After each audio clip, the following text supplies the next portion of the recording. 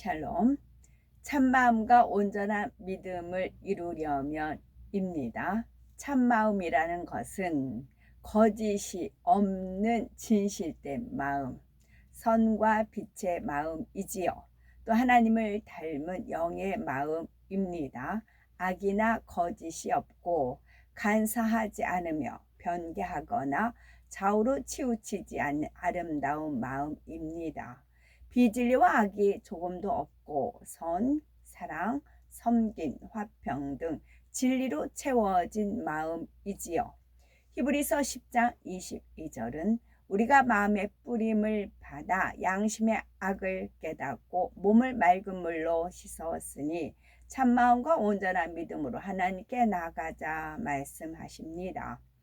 주님을 영접을 하면 성령의 역사 속에서 자신의 악을 깨닫게 되지요. 맑은 물인 하나님의 말씀으로 마음을 씻어 악을 버리며 거룩하신 하나님을 닮아가는 만큼, 곧 참마음을 이루는 만큼 온전한 믿음이 주어집니다. 그러면 온전한 믿음이란 무엇일까요? 성경 66권 하나님의 말씀을 온전히 믿고 지켜 행하는 믿음이지요. 예수님처럼 하나님의 마음과 뜻을 헤아려 온전한 순종으로 하나님을 기쁘시게 해드리는 믿음이지요. 또 완전한 영의 믿음이며 그리스도의 믿음이라 할 수도 있습니다. 우리가 죄를 피 흘리기까지 싸워 버려 마음의 성결을 이루고 계속해서 성경 66권 하나님의 말씀을 행해 나가면 마음뿐만이 아니라 생활 속에서도 진리가 온전히 임하게 됩니다. 이러한 믿음이 되면 주어진 사명을 넘치게 감당하며 하나님을 위해서 생명을 기꺼이 버릴 수가 있지요. 사도 바울은 온전한 믿음으로 권능을 행하였지요. 사도 바울은 의가 아주 강한 사람으로 철저한 유대교였습니다. 유대교인이었습니다. 당시 유대교는 이스라엘을 로마로부터 해방시킬 수 있는 영웅 곧 메시아를 기다렸지요. 그는 많은 사람이 나사렛이라는 촌동네 목수의 아들 예수를 메시아라고 주장하는 데에 분노를 하였습니다. 그것을 하나님을 모독하는 행위로 여겼기에 그토록 기독교인을 핍박하는 데 앞장섰지요. 그러나 주님을 만난 이후 바울은 완전히 변화된 삶을 살아갑니다. 부와 명예, 지식 등 자신의 삶 속에서 누리던 모든 것을 배설물처럼 여기지요. 가장 가치 있는 것, 곧 영원히 변찮는 천국을 얻었기 때문입니다. 바울은 자신의 모든 것을 하나님께 드리고 오직 복음 전파에 생명을 다하였지요. 그가 순교하기까지의 삶은 죽고 시련의 연속이었습니다.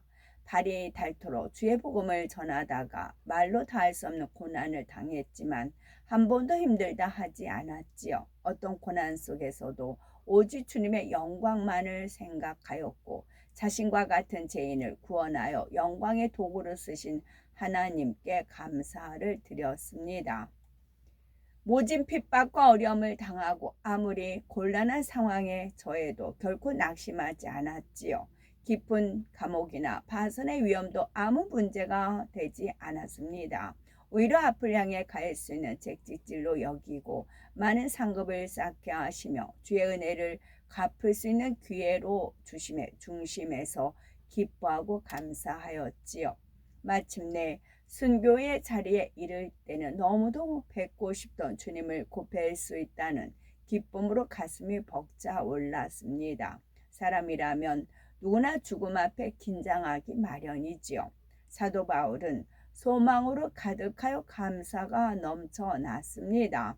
그가 이처럼 어떠한 고난을 받아도 심지어 생명을 잃는 상황에서도 변함없이 감사할 수 있었던 것은 곱고 선한 참마음과 온전한 믿음을 이루었기 때문이지요.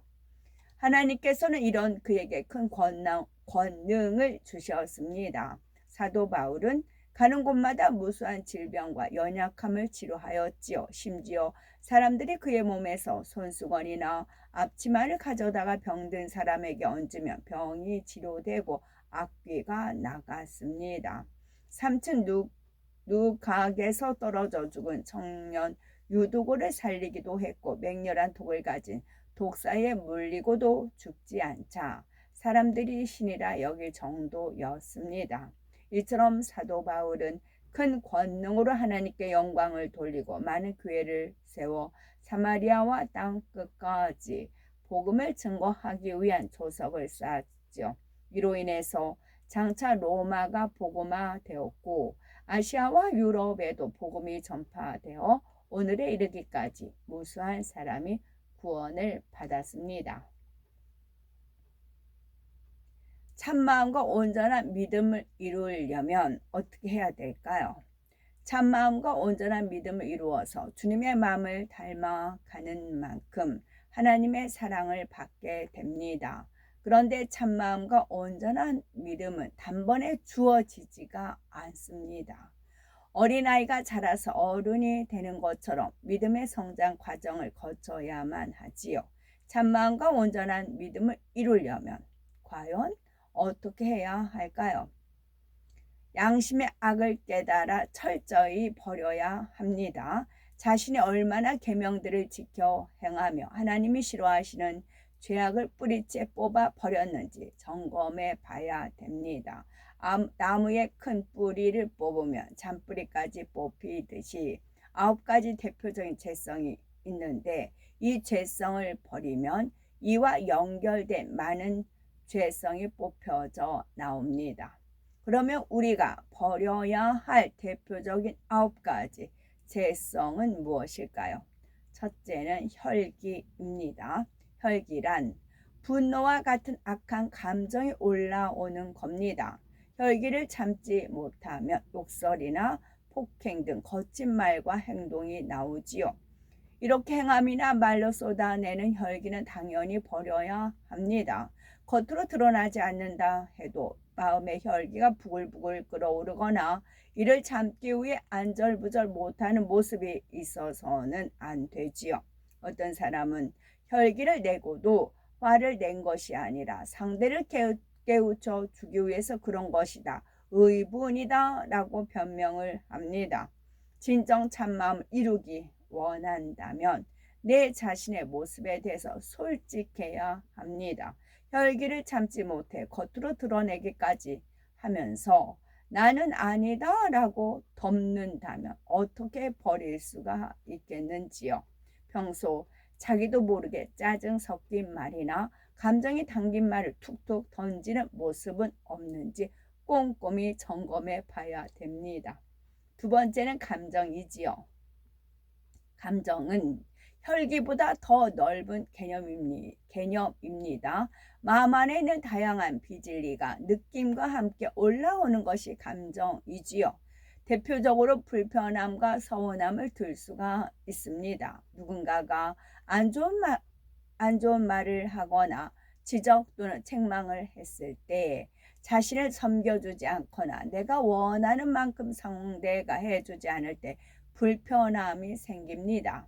또 남이 자기를 인정해주지 않거나 일한 만큼 대가가 주어지지 않을 때, 애매히 오해받을 때 서운함이 생기지요. 마태복음 5장 39에서 41절은 누구든지 네 오른편 뺨을 치거든 왼편도 돌려대며 또 너를 송사하여 속옷을 가지고자 하는 자에게 겉옷까지도 가지게 하며 또 누구든지 너로 억지로 오리를 가게 하거든 그 사람과 심리를 동행하고 말씀하셨습니다. 누가복음 17장에는 무익한 종에 대한 것이 나오지요. 넘치게 수고하고도 우리는 무익한 종이라 우리에게 하여야 할 일을 한 것뿐이라 라고 고백하는 마음입니다. 이러한 마음이 되면 상대가 자기 마음에 맞춰주지 않거나 원하는 대로 섬겨주지 않는다 해서 불편해하거나 서운해하지 않습니다. 세 번째는 미움, 시기, 질투입니다. 요한일서 3장 15절에 그 형제를 미워하는 자마다 살인하는 자니 살인하는 자마다 영생이 그 속에 거하지 아니하는 것을 너희가 하는 바라 말씀한 대로 미움은 큰 악이며 죄입니다. 설령 겉으로 드러내어 미워하지는 않는다 해도 마음에서 계속 미워한다면 이는 거듭 살인하는 것과 같습니다. 시기, 질투 역시 반드시 버려야 할 악입니다. 시기는 뼈의 썩음이라 하였습니다. 다른 사람이 자신보다 더 사랑받고 인정받으면 마음이 어떠하신지요? 진리와 함께 기뻐하는 것이 선한 마음입니다. 상대가 나보다 더 인정받고 칭찬받는 것을 기뻐해야지요. 하나님께서 싫어하시는 대표적인 죄성들을 우리는 온전히 벗어버리심으로써 하나님이 기뻐하시는 참마음과 온전한 믿음을 이루어야 되겠습니다. 아멘. 샬롬.